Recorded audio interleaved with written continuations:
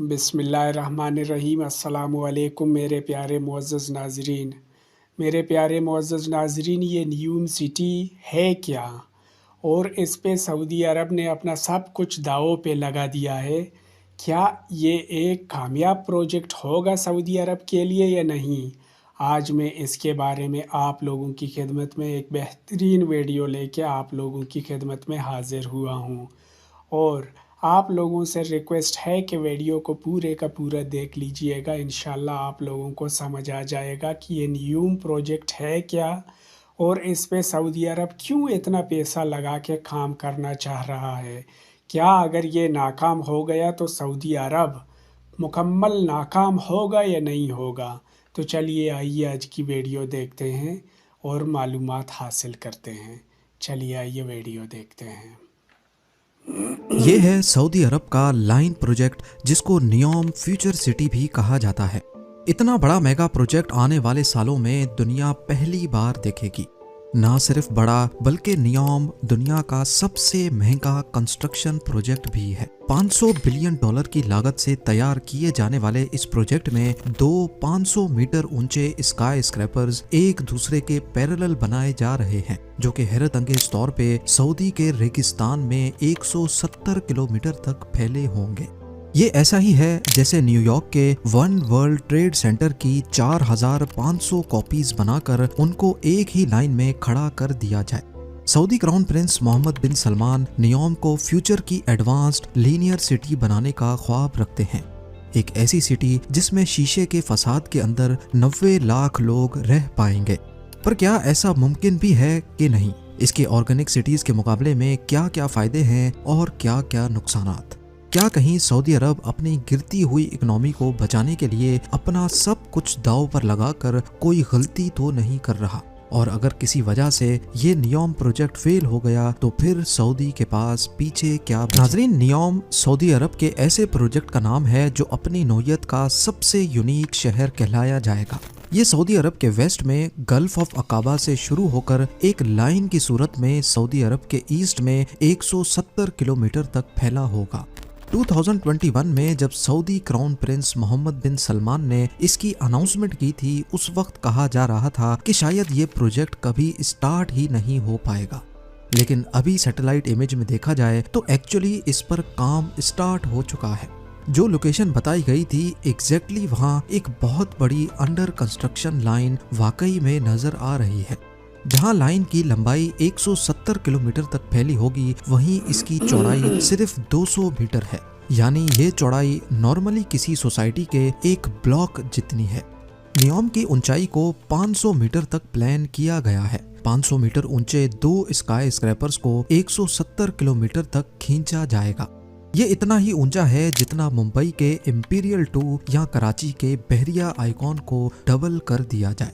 तो अब आप खुद लाइन की हाइट और इसकी लंबाई का अंदाजा लगा लें कि ये कितना बड़ा मेगा स्ट्रक्चर होगा।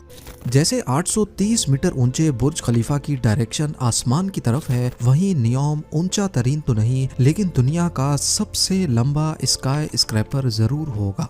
अगर ऐसा ही कोई प्रोजेक्ट न्यू दिल्ली में बनाया जाए तो उसकी लंबाई आगरा तक फैली होगी, या फिर कराची से स्टार्ट किया जाए तो ये प्रोजेक्ट हैदराबाद पर आकर खत्म होगा। सऊदी क्राउन प्रिंस के प्लान के मुताबिक इस पूरी लाइन सिटी में 90 लाख लोग रह पाएंगे।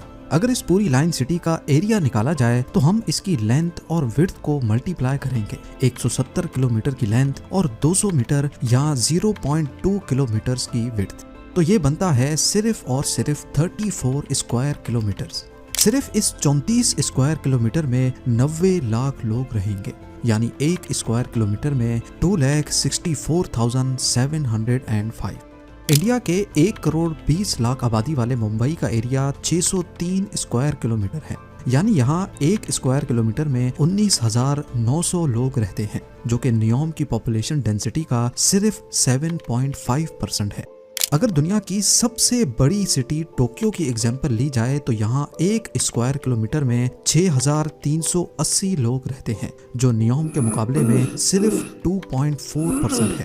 अब ये बात तो साबित हो गई कि एरिया के हिसाब से नियोम बहुत ज्यादा ऑप्टिमाइज्ड प्रोजेक्ट है, जहाँ कम जमीन पर ही ऑर्गेनिक सिटीज के मुकाबले में काफी ज्यादा लोग रह पाएंगे। यानी जो काम 500 से 600 स्क्वायर किलोमीटर के शहर में होना था, वहीं ये काम सिर्फ और सिर्फ 34 स्क्वायर किलोमीटर में पूरा हो रहा है। इस बात में कोई शक नहीं है कि सऊदी प्रिंस की ये प्लानिंग बेशक बहुत पॉजिटिव है। जिस स्पीड से दुनिया की पॉपुलेशन बढ़ रही है, नियोम जैसी प्री प्लान्ड सिटीज ही फ्यूचर में बाजी ले पाएंगी, क्योंकि इसमें ऑर्गेनिक शहरों के मुकाबले में ज्यादा लोग बहुत कम रिसोर्सेज पर रह पाएंगे।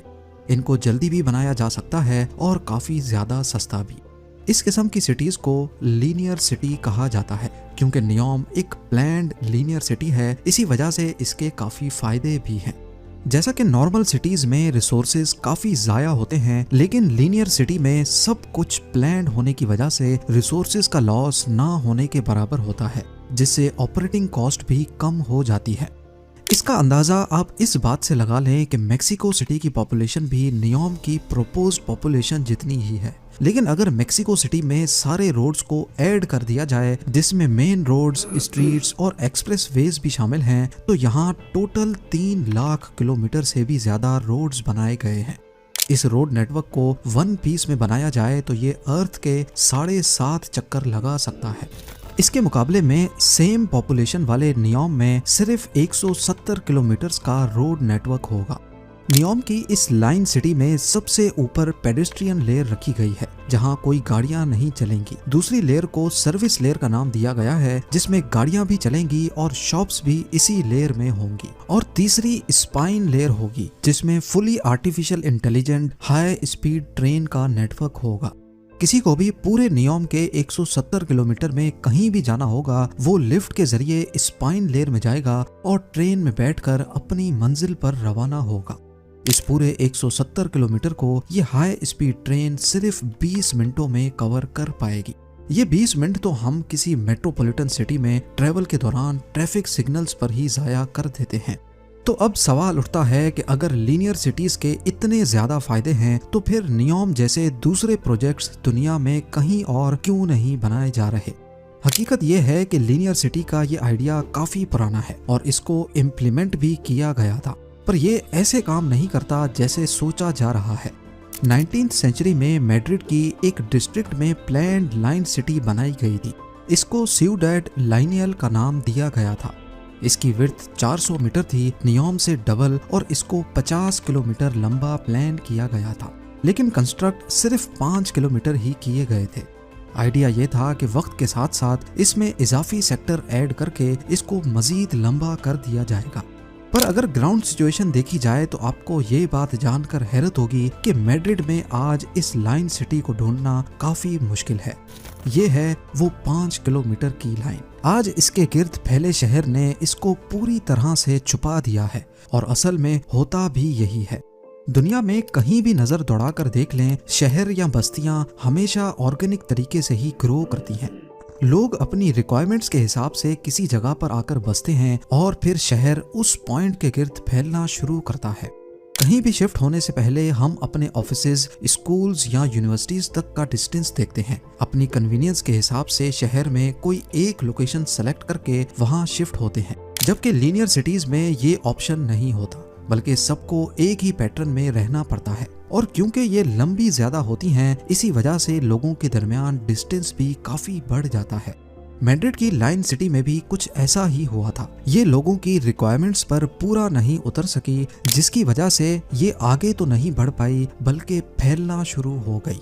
लीनियर सिटीज के जितने भी फायदे हैं वो असल में गवर्नमेंट्स के लिए हैं। इनको ऑपरेट करना आसान होता है और इसमें खर्चा भी कम होता है, लेकिन इंसान इसके अंदर बाउंड होकर रह जाते हैं।